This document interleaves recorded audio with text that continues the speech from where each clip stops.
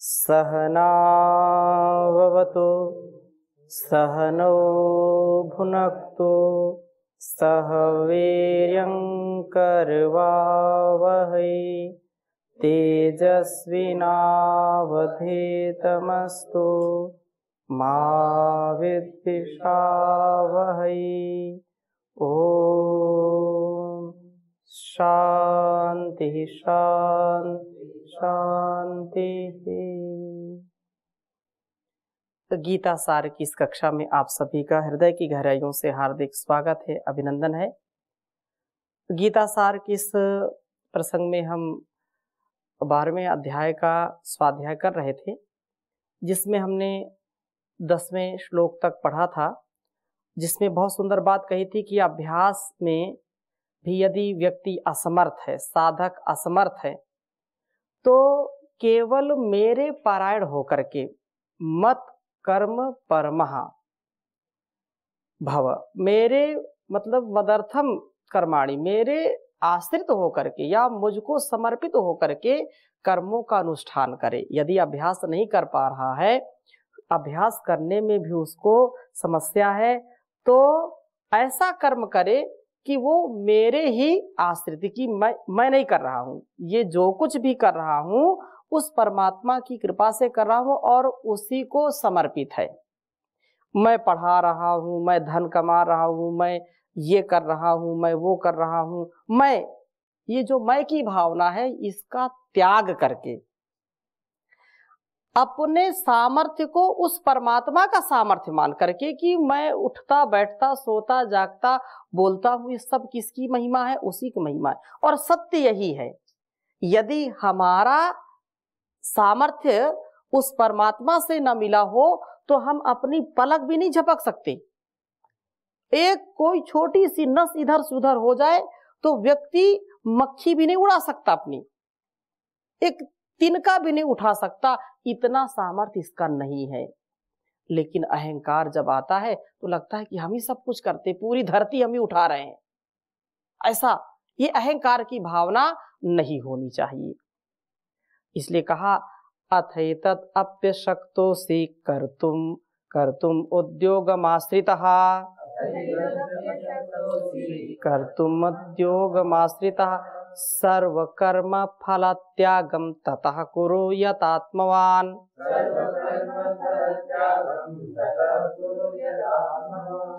कह रहे हैं कि अथ यदि एतत् उपर्युक्त जो साधन है, इन साधनों को कर्तुम करने में भी असक्त है, असमर्थ है, ततः तो मद्योगम आश्रिता, मतलब मद्योगम आश्रिता, मेरे लिए कर्म योग का आश्रय लेकर के यतात्मवान, मन बुद्धि आदि पर विजय प्राप्त करने वाला होकर के सर्व कर्म फल त्यागम, सब कर्मों के फल का त्याग कर। कहने का आशय क्या है कि यदि जो मैं बता रहा हूं उसका भी नहीं अनुष्ठान हो पा रहा है, यह करने में भी मुझ विश्व रूप परमेश्वर के लिए कर्म करने में भी तू असमर्थ है, तो मेरे लिए कर्म योग का आश्रय लेकर के यत्न पूर्वक अंतःकरण को वश में करते हुए सब कर्मों के फल को त्याग दे, अर्थात सब कर्मों के फल के प्रति अनासक्त भाव हो जा। अब ये मन में नहीं आ पा रहा कि मैं उनके लिए कर्म कर रहा हूं, ये नहीं हो पा रहा है, तो फिर क्या करो? फिर कर्म करते रहो, अपने कर्म करते रहो, फल की आशा मत रखो। बोले होता नहीं है भाई, भोजन बना रहे, बोले भोजन बना तो रहे, खाने की आशा मत रखना।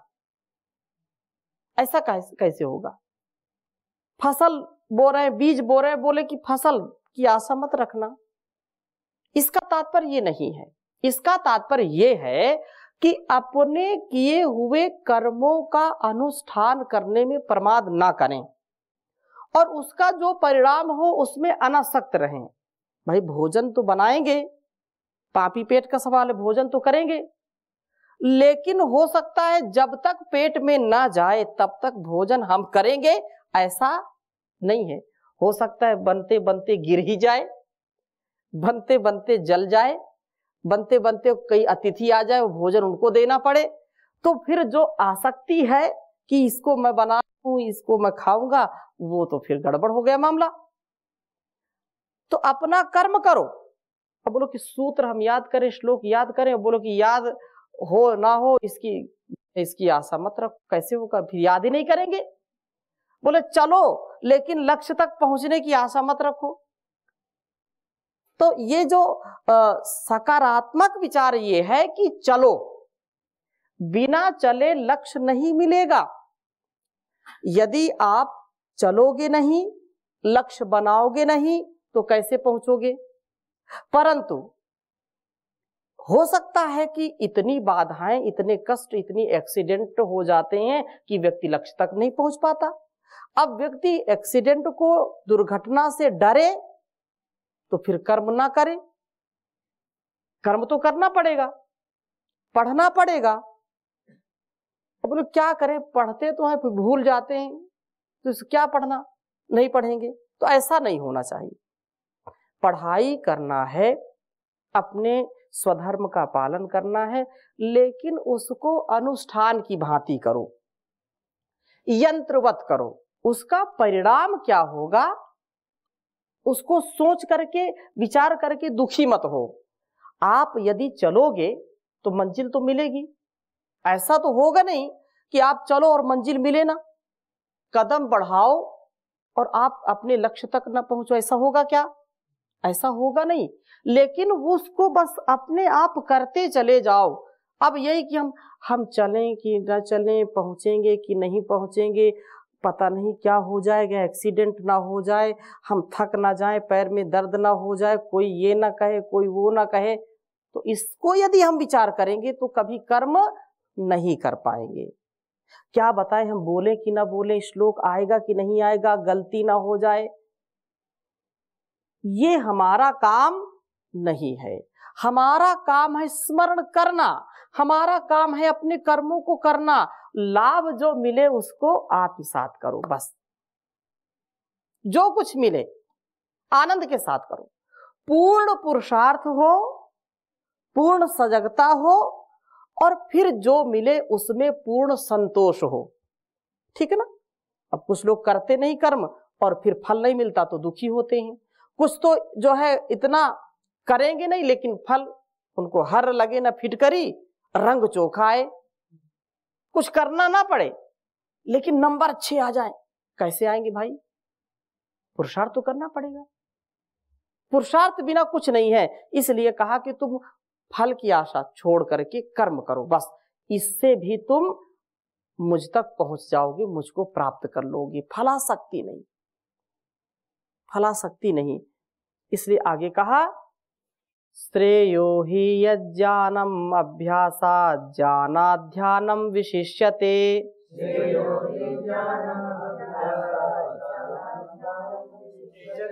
ध्यानात् कर्म फल त्यागात् शान्तिरनन्तरम्।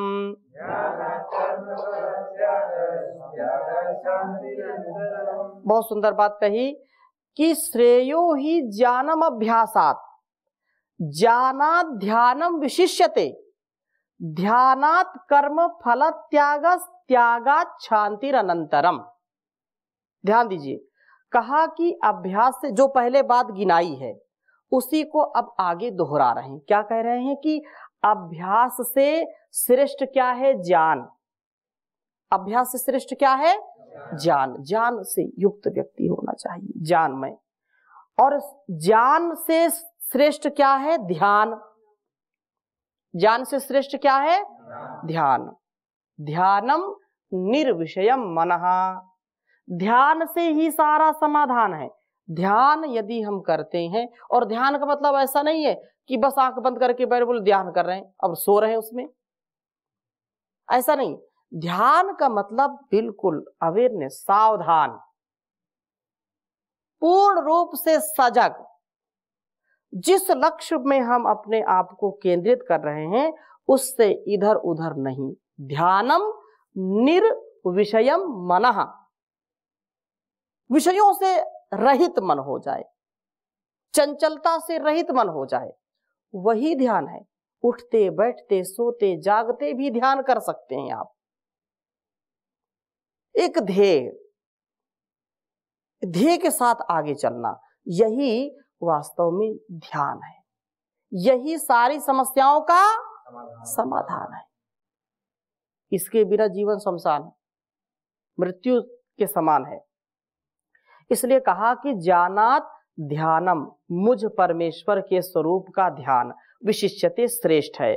और ध्यान से भी श्रेष्ठ क्या है? फल, कर्म फल का त्याग।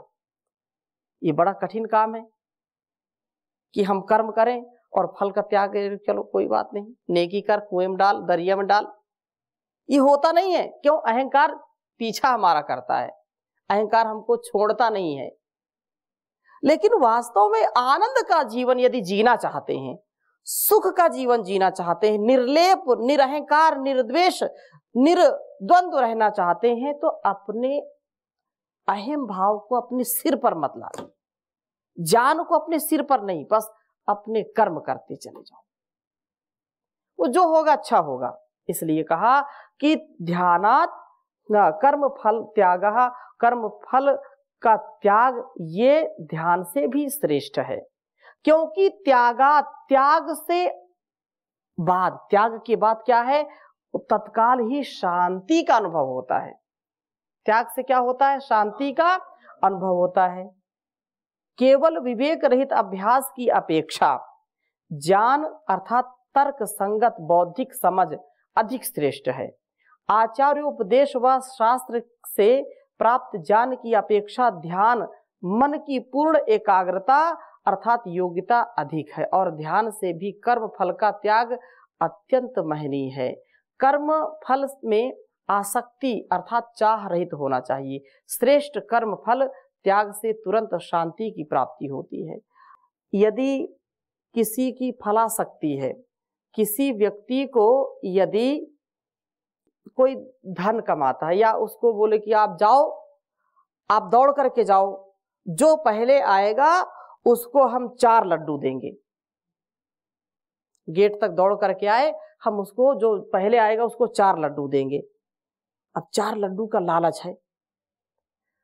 अब 2-3 गए दौड़ने, अब वो ये है कि ये पहले ना चला जाए, मैं पहले जाऊं तो मुझको 4 लड्डू मिलेंगे, तो उसको गिराने के चक्कर में, छल करने के चक्कर में लोग रहते हैं, ठीक है ना।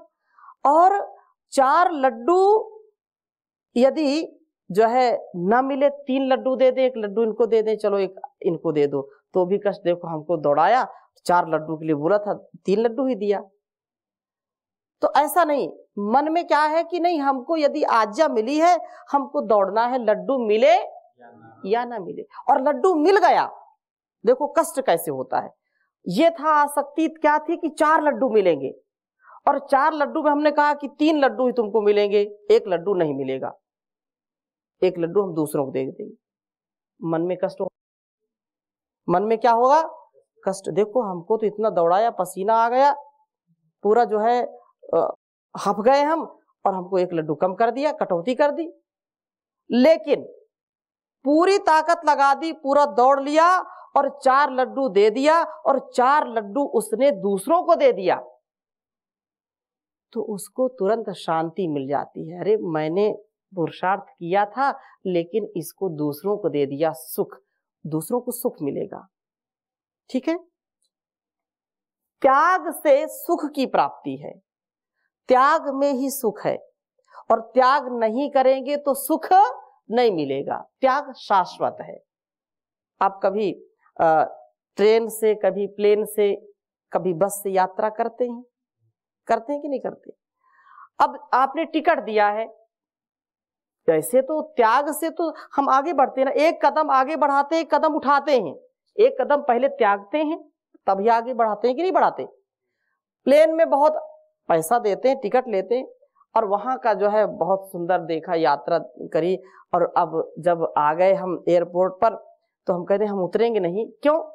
क्यों? बहुत अच्छा लगता है प्लेन, हमने टिकट लिया है, तो धक्के मार करके बाहर निकालेंगे कि नहीं? बोलो। और हम प्रसन्नता से उठ करके आएंगे तो हमको प्रसन्नता, कोई दिक्कत नहीं, क्योंकि उसको तो त्यागना है ही है। तुम कितना भी पैसा दे करके आए हो। ट्रेन में बैठे हैं, अब स्टेशन आ गया है, प्लेटफार्म आ गया है, और बोले नहीं नहीं हम तो जो है फर्स्ट एसी में बैठे हैं, हम तो पैसा दिया है, हम क्यों उतरेंगे। तो 4 लठ पड़ेंगे, उतार देंगे, तो दुख होगा कि नहीं होगा। तो त्याग तो शाश्वत त्यागना तो है ही है, हम उसको जान पूर्वक त्याग दें, उससे अच्छा कुछ नहीं। ऐसे इस शरीर को भी त्यागना है, हम उसको अपना जो भी हमको टिकट मिला है संसार का, टिकट मिला कि नहीं मिला, टिकट मिला है किसके लिए, यात्रा के लिए। ये जीवन क्या है, यात्रा, और इसका टिकट हमने ले रखा है। लेकिन माय डियर याद रखना, जब यात्रा पूरी हो जाए तो इस शरीर को छोड़ देना चाहिए। अपने लक्ष्य की प्राप्ति हो जाए, इसमें आसक्ति नहीं होनी चाहिए। कहीं पर कोई, ये साधन है ना, जो जिसको चाहिए वैसा उसको ज्ञान से, क्योंकि ज्ञान ध्यान ही हमारे जीवन का समाधान है, त्याग ही समाधान है। जिसका जैसा ज्ञान होगा वैसा वो आगे बढ़ेगा। आगे चलिए, और बहुत सुंदर श्लोक है, आद्वेष्टा सर्वभूतानां मैत्रः करुण एव च निर्ममो निरहंकारः सम दुःख सुख क्षमी। अद्वेष्टा सर्वभूतानां, सभी भूतों में अद्वेष की भावना रखें, द्वेष ना हो। और द्वेष का मतलब क्या है, द्विष अप्रीतौ। क्या है, द्विष अप्रीतौ, जिससे अप्रीति है हमारी, जिससे हमारा लगाव नहीं है, जिसके प्रति हमारा स्नेह नहीं है, प्रीति नहीं है, वही द्वेष कहलाता है। वही क्या कहलाता है, द्वेष कहलाता है। लेकिन न द्वेष अद्वेष, तो अद्वेष्टा जो किसी भी प्राणी से द्वेष नहीं करता, भले ही कोई उसे दुख दे, कोई कष्ट दे, लेकिन वो किसी से द्वेष नहीं करता। देखो याद रखिए, समझ लीजिए मेरी बात, द्वेष बहुत घातक है हमारे लिए। वेदों में बार बार इसकी चर्चा आई। आप वेद मंत्र बोलते हैं, मां विद विषा वही। हम एक दूसरे से, गुरु शिष्य एक दूसरे से ईर्षा द्वेष ना करें, क्योंकि द्वेष करने से मानसिक समस्या भी होगी और शारीरिक समस्या भी होगी। द्वेष करने वाला व्यक्ति किसी से भी द्वेष करता हो, किसी व्यक्ति से, किसी वस्तु से, किसी स्थान से, तो उसकी बुद्धि शुद्ध नहीं रहेगी, उसके अंदर गड़बड़ चलती रहेगी। जो जिससे करा द्वेष वो तो आनंद में है, लेकिन ये जला जा रहा है, बिल्कुल इसका खून जल रहा है, भूख नहीं लगेगी, भोजन हजम नहीं होगा, चिड़चिड़ापन आ जाएगा, व्यक्ति का स्वभाव बिगड़ जाएगा, वो संस्कारी हो जाएगा। इसलिए द्वेष कभी भी किसी से नहीं करना चाहिए। द्वेष से हमारी हानि है, दूसरों की हानि नहीं है। और द्वेष लोग कर बैठते हैं घर में, एक दूसरे से, मित्र से, पति से, पत्नी से, भाई से, पता नहीं गुरु से, अलग अलग लोग द्वेष करते हैं, लेकिन द्वेष कभी भी उचित नहीं है। द्वेष से हमारी शक्ति क्षीण हो जाती है। द्वेष करने से, ईर्ष्या करने से, जेलसी करने से, जेलसी बोलते हैं, इससे जलन बोलते, बड़ा जलता है? गाड़ियों में लिखा होता है, चलती है गाड़ी तो उड़ती है धूल, और जलते हैं दुश्मन तो खिलते हैं फूल। है? तो जलने वाले जले। जलने से व्यक्ति का स्वयं का क्षय होता है, क्षति होती है। इसलिए आनंद में रहो, आनंद के साथ जीवन को जियो, किसी से जलन नहीं, अपने पुरुषार्थ को। यही बात कह रहा है गीता का यह श्लोक, अद्वेष्टा सर्वभूतानां मैत्रः करुण एव च, मैत्री से युक्त, स्नेह से युक्त, स्निग्धता से युक्त, जो प्राणियों से मित्रवत व्यवहार करता है, जो दुखियों के प्रति करुणा का भाव रखता है, करुणावान है, और निर्ममो निरहंकारः, निर्ममो ये मेरा है, ये ऐसी जो भावना है वो उसको नहीं रखता, ये शरीर मेरा है, ऐसा मैं की भावना रखते हैं ना, तो निर्ममो सबके ये मेरा है, अन्य पदार्थों या जो भी पदार्थ हैं ये मेरा है। क्या मैं कुछ लेकर आया था? क्या कुर्सी लेकर आया था क्या मैं? लेकिन ये मेरी कुर्सी है ऐसा बोलते हैं, ये मेरा शरीर है, ये मेरा वस्त्र है। व्यवहार के लिए तो बोलना ठीक है, बोल देते हैं, अब ऐसा भी नहीं कहेंगे ये दूसरे का है, तो भी बदनामी है, ये भी अब बोल देंगे ये दूसरे कपड़ा है, ये अच्छा नहीं ना। तो व्यवहार के लिए ठीक है, लेकिन ये बोले शरीर मेरा नहीं दूसरे का है तो क्या बोलेगा, अरे ये पर काया प्रवेश करते हैं क्या, दूसरे का शरीर कैसा है।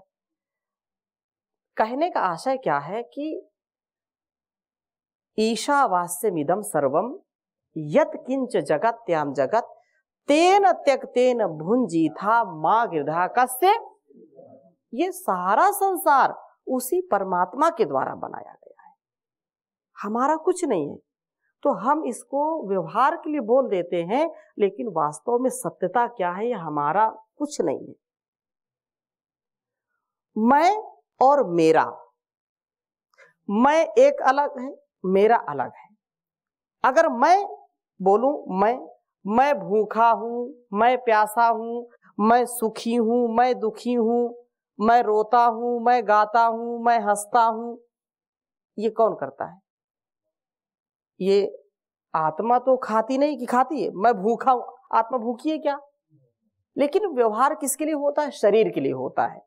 किसके लिए है? शरीर अलग है और मैं अलग हूं। मेरा हाथ, अर्थात मैं अलग हूं और मेरा, ये मेरा हाथ अलग है। मैं और मेरी पुस्तक, मैं अलग हूं, मेरी पुस्तक है ये।